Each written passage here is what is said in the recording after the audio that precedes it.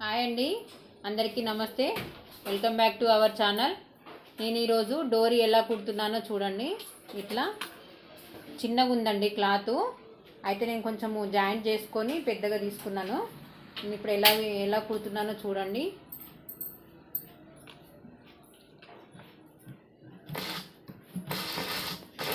ఇదే విధంగా కుట్టుకొని చేసుకొని ఉల్టా సైడు కుట్టుకురావాలి. క్లాత్ చిన్నగా ఉన్నప్పుడు డోరీ ఇలా జాయిన్ చేసుకుంటూ కుట్టుకురావాలి.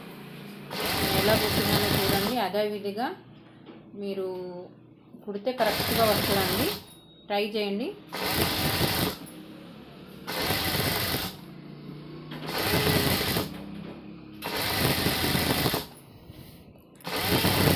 డోరీ చిన్నపిల్లలు కూడా కుడతారండి, అంత ఈజీ కుడతారు.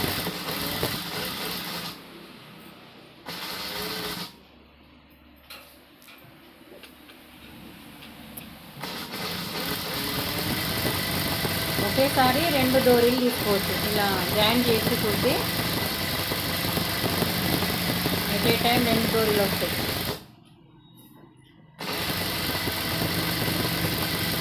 తక్కువ క్లాత్ తోటి డోరీ లేదు అని చెప్పి నేను బాధపడిందనుకంటే ఇట్లా జాయిన్ చేసుకొని స్టిచ్ చేస్తే డోరీ బాగా వస్తుంది, సన్నగా వస్తుంది.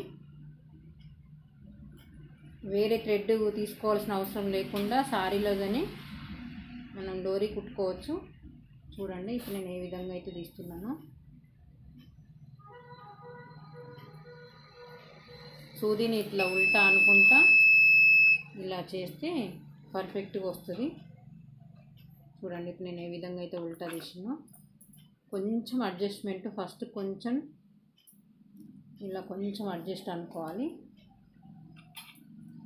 చూడండి, చాలా ఈజీ ప్రాసెస్. చేస్తే రాదు అనేది ఏముండదండి, ట్రై చేయండి. మీకు అర్థం కాకపోతే కామెంట్ బాక్స్లో కామెంట్ చేయండి.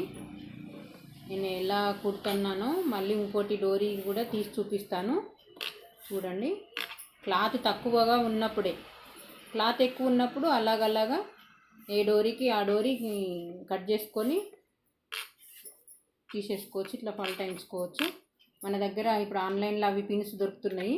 అది లేని ప్రాసెస్లో ఇట్లా సూదికి ఒక 7-8 వరుసల దారం పెట్టుకొని పక్కకు పెట్టి ఉంచుకోవాలి. అది అట్లే ఇట్లా 2 డోరీలు వచ్చినాయి.